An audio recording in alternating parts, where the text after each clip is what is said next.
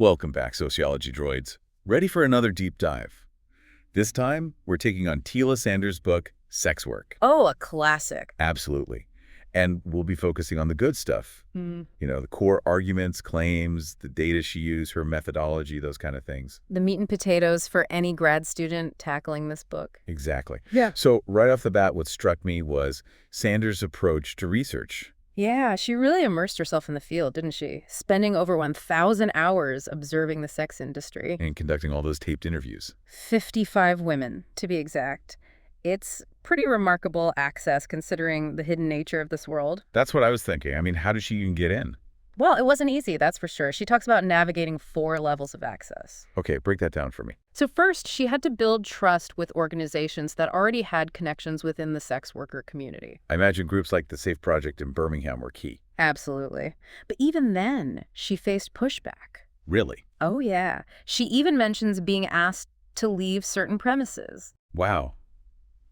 Makes you think about the constant negotiation and power dynamics involved, right? Definitely. And it raises a lot of ethical questions about research in such a sensitive area. No doubt.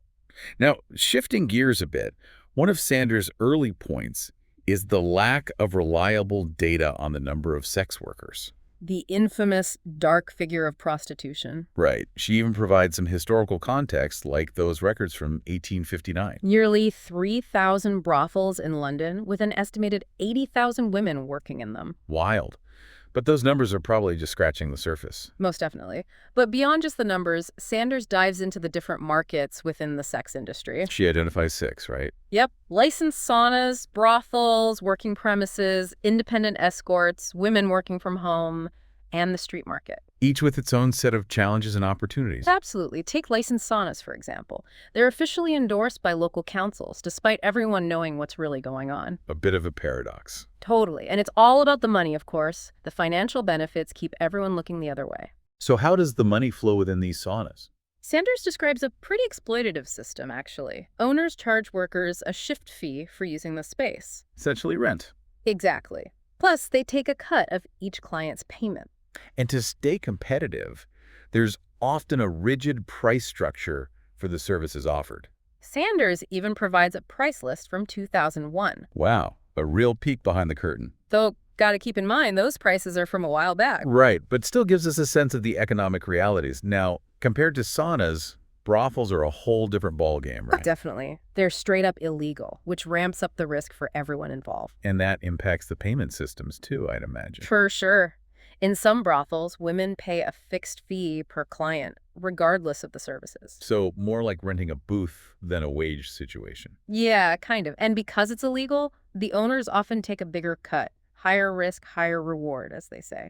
It's interesting how the legality shapes the whole dynamic. Now, we've talked about these indoor markets, but street prostitution feels almost like a relic of the past. It is very different. Sanders argues that the move from street to indoor markets has changed the power dynamics quite a bit. In what way? Well, street workers are far more visible, which makes them more vulnerable. Yeah, they're out in the open relying on their physical presence to attract clients. Exactly. And they often work in very specific areas. Like industrial zones or residential areas near parks or wasteland. Exactly. The geography of a city really intertwines with this hidden world. Totally.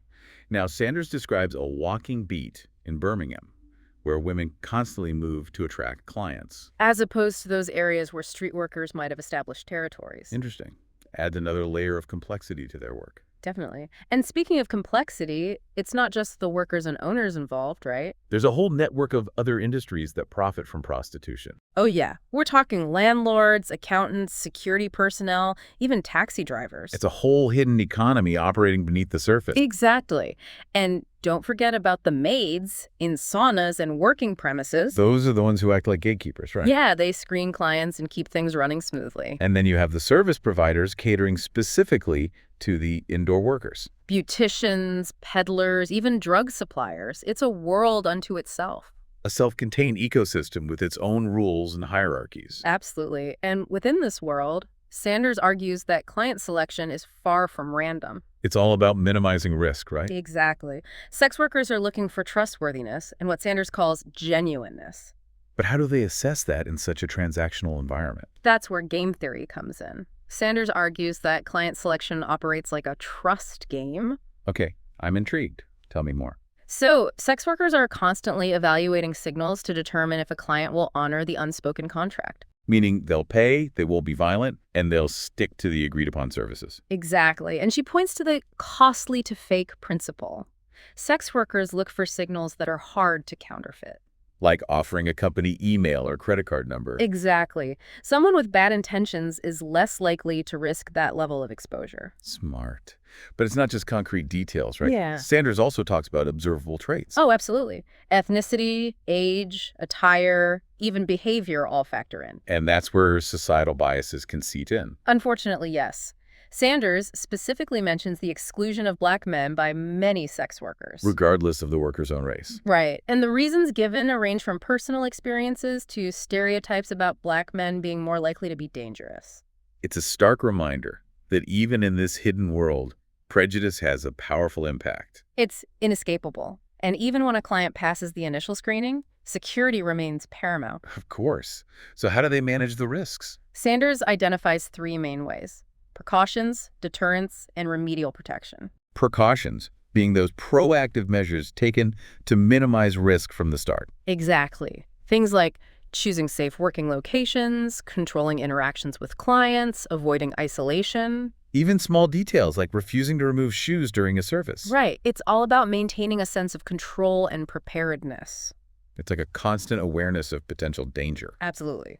Then you have deterrence, which send a clear message that this isn't a place to mess around. Like having doormen, visible CCTV, making sure clients know there are other people around. Exactly. It's about projecting an aura of security, whether real or perceived. And then there's remedial protection, the last line of defense. Things like self-defense skills, access to weapons, quick thinking. The unfortunate reality of always being prepared for the worst-case scenario. Sadly, yes. It speaks to the level of calculated risk that comes with this work. And beyond physical safety, there's the constant pressure of policing. The threat of arrest is always looming. Absolutely. And this is where we see a clear distinction between indoor and street markets. Sanders argues that police often employ a control model when dealing with street prostitution. Meaning they focus on suppression through active law enforcement. Exactly. It creates this cat and mouse game where street workers have to be incredibly savvy to avoid getting caught. So they develop their own tactics to evade the law. Oh, for sure. Yeah. Sanders describes strategies like constant mobility, blending in, creating alibis, even cultivating relationships with specific officers. Wow, it's a delicate balancing act. It is. They're trying to make a living while staying one step ahead. And what's fascinating is that some community safety initiatives meant to curb prostitution can actually have the opposite effect. How so? While Sanders cites the example of Sheffield, where they installed CCTV in a known red light district. Thinking it would deter activity. Exactly. But it ended up making women feel safer working there, so activity actually increased. It's a prime example of how policymakers often miss the mark when it comes to understanding the complexities of this world. And their actions can have unintended consequences. For sure. It also highlights the resilience and adaptability of the workers themselves. They're constantly navigating this complex and often contradictory landscape. And this negotiation extends beyond the workplace and into their personal lives as well. Especially when it comes to managing secrecy and the stigma attached to their work. Right. It's like living a double life. Sanders draws on Goffman's concept of passing off to explain this. Creating an alternate identity, using fake job titles, constructing narratives, maintaining geographical distance. Anything to keep up the facade and avoid the repercussions of being discovered. Exactly. The emotional toll of this secrecy must be immense. The constant fear of exposure, the lies, the isolation, it's heavy stuff. Sanders talks about the burden of secrecy, the worry, and the potential impact of courtesy stigma. Courtesy stigma. Yeah, it's the idea that the negative perception of sex work can extend to those associated with the worker. Tainting their reputations and relationships. Exactly. So it's not just about self-preservation, it's about protecting loved ones from collateral damage. It's a lot to carry. It is. And even when sex workers do choose to disclose their work, it's often a carefully calculated decision. Revealing partial truths or framing their work in a way that makes it more palatable. Right. It's a constant management of information, a tightrope walk between honesty and self-protection. Exhausting, to say the least. And this leads us to another key concept: emotion work. Ah, yes. drawing on Hochschild's theories. Exactly.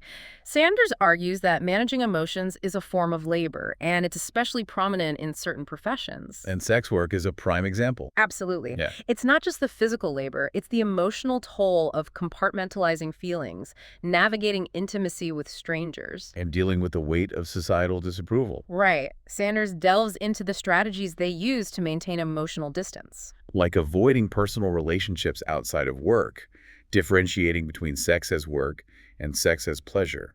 And establishing body exclusion zones, areas that are off limits to clients. It's about creating boundaries and preserving a sense of self. Exactly. And Sanders also talks about rationalization narratives. Stories they tell themselves to justify their work and manage the dissonance. Exactly. These narratives can range from viewing themselves as therapists providing a service to emphasizing the financial benefits. It's about finding a way to reconcile their reality with their values, however fragile that connection might be. And creating a narrative that allows them to function within a system that often seeks to condemn them. It's powerful stuff. It is. But, as Sanders points out, these emotion management strategies aren't always successful. The pressure, the fear, the emotional drain can lead to burnout. Absolutely. Even the most resilient individuals have their limits. And this brings us to another layer of Sanders' work, the role of occupational culture. How social norms and codes of conduct shape the community. Even though it's often seen as an underground, individualized profession. Right. But there are still rules, hierarchies, and codes that govern how things operate. Like the sex code she describes. Exactly. It dictates acceptable practices and behaviors, often rooted in concerns for safety, both physical and emotional. Like the taboo against sex without a condom. Right. It goes beyond just disease prevention. It's about maintaining emotional distance and control. These codes create order and boundaries in a world that can feel chaotic. Absolutely. And they're enforced through sanctions and social pressure. So it's not just about individual choices, it's about collective norms. Exactly. And Sanders found that these norms are transmitted through a mix of formal and informal learning. Women learning from experienced workers, observing colleagues, sharing information through networks like Ugly Mugs. It's fascinating how professionalization can occur even in a stigmatized industry. A testament to the community's resilience and resourcefulness. And this learning process is vital for navigating the risks. Absolutely. They learn how to screen clients, protect themselves from violence, manage their emotions. Even how to navigate the legal and social landscape. They become experts in risk assessment and mitigation. And it reinforces Sanders' point about the agency of sex workers. Exactly. They're not passive victims. They're active agents, adapting and strategizing to survive and thrive. And she highlights the role of individual agency within this complex system. Right. She challenges the stereotype of the helpless or exploited sex worker. Instead, she portrays them as rational actors making calculated decisions. They're entrepreneurs, constantly assessing risks and navigating social dynamics. It's a perspective that often gets lost in the dominant narrative. But Sanders brings it to the forefront, forcing us to confront our biases. And it raises important questions about the effectiveness of our current legal and social frameworks. If these women are already so skilled at managing risk, what impact are control measures really having? Are we helping or just making things worse? It's a complex issue with no easy answers.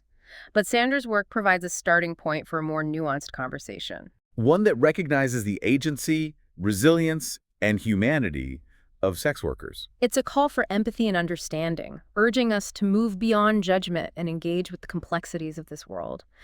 And this is where Sanders makes a really interesting distinction. Like she talks about the old order and the new order of prostitution. Okay, so what's the difference? I'm curious. Well, the old order was more stable, more interconnected. Okay, so more of a community.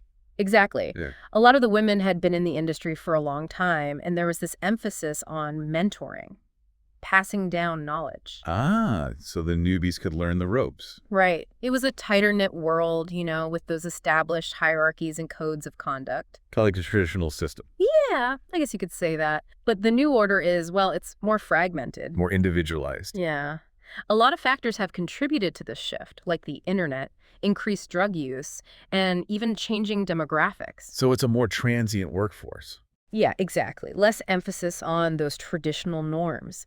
And I think it creates a greater sense of isolation for the workers. Sounds like a more precarious environment. It is. And, that makes it harder for the women to learn the ropes and access those support networks. Yeah, I can see that. But even within this new order, there's still some level of professionalization happening. Really? Oh, yeah. Women are finding new ways to connect, to share information, and to advocate for their rights. It's amazing how adaptable they are. It really is. It speaks to their resilience. Absolutely. And it's not just about individual survival anymore, right? It's about collective empowerment. Exactly. Challenging the stigma surrounding their work. And this ties into another key aspect of Sanders' research, the role of learning and professionalization within the industry. Right, because there's this perception that is unskilled labor, but that's obviously not true. Not at all. Sanders emphasizes that these women are constantly learning and adapting. They're developing really complex skills. It's about recognizing their expertise, their agency. Exactly. And Sanders highlights how a lot of them actually transfer skills from previous jobs. Oh, interesting. So they're not starting from scratch.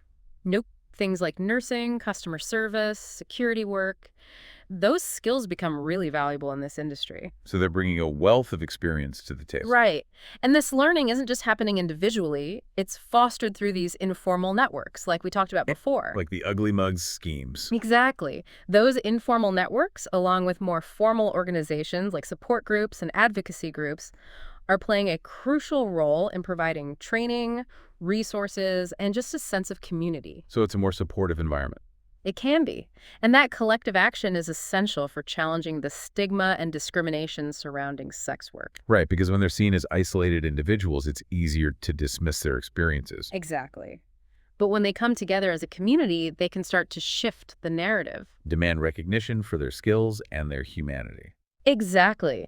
And that brings us back to Sanders' core argument. She's not shying away from the challenges and risks, but she's also highlighting the strength and ingenuity within this world. It's about looking beyond the judgments Yeah. and engaging with the complexities. Right. And that leads us to an interesting point. We've talked about those control measures aimed at suppressing prostitution, but we've also seen how resilient these workers are. It's almost like a constant tension, right? It is. On one hand, you have laws and policing trying to stamp out sex work, but on the other hand, you have these women constantly adapting. The game of cat and mouse. Yeah, and as we've seen, some of those control measures backfire. Like the CCTV example. Exactly. It just makes things harder for the workers in the long run. And it really speaks to their agency. Right. It's like they're constantly one step ahead. They're making choices and taking risks in a system that's trying to control them. And their agency is evident in everything they do. Absolutely. From how they screen clients to how they manage secrecy and stigma, they're always assessing risk and mitigating harm. They're incredibly resourceful. And that's one of the most powerful takeaways from Sanders' work. It challenges us to see them as complex individuals, not just victims. Right. And it forces us to confront the limitations of our current legal and social frameworks. Like, if they're already so good at managing risk, are our control measures actually helping? It's a tough question. But Sanders' work provides a framework for a more informed conversation. One that recognizes their agency and resilience. And calls for a more compassionate and evidence-based approach. One that prioritizes harm reduction and recognizes their rights. It's about moving beyond those simplistic judgments and seeing the humanity in this often misunderstood world. Absolutely. Yeah, it really does make you wonder, if they're already so good at managing risk and building those support systems, are we just making things tougher by, criminalizing it and pushing it all underground? Well, that's the big question, isn't it? I mean, that's what Sanders keeps coming back to throughout the book. And what's her take? She's pretty clear that criminalization often creates more problems than it solves. It forces women to operate in secret. They're afraid to report violence or seek help. It restricts their access to healthcare, legal protection, all those essential services. So we're essentially pushing them further away from the support they need. Exactly. Making them more vulnerable and making it even harder to leave the industry if that's what they want to do. It's like a vicious cycle. We try to eliminate sex work through laws, but we just end up making it more dangerous. Yeah, it's counterproductive. Yeah. And that's where Sanders' argument for decriminalization comes in. So we shift from punishment to support. Right. Focus on harm reduction and empowerment. Give them access to healthcare, legal aid, educational resources. Exactly. Yeah. And work on reducing the stigma so they feel safer reporting abuse and seeking help. It's about recognizing their humanity and treating them like any other workers. It seems like such a more logical approach. And it fits with what Sanders observed in her research. Yeah. I mean, these women are already doing so much to protect themselves and each other. Imagine what they could achieve with proper support. It's pretty remarkable. Yeah. So really, Sanders' work is about more than just exposing the realities of the sex industry. Oh, for sure. It's about challenging our assumptions and advocating for better policies. Policies that prioritize the well-being of everyone involved. Exactly. And for our listeners out there tackling sex work for your sociology studies, I'll leave you with this thought. Sanders does a brilliant job deconstructing the systems within the industry, but where does the responsibility lie for creating a safer and more equitable environment? Is it solely on those within the industry, or does society have a role to play in changing the narrative and dismantling the harmful structures that lead to stigma and exploitation? Food for thought as you explore Sanders' work and draw your own conclusions. Until next time, happy reading.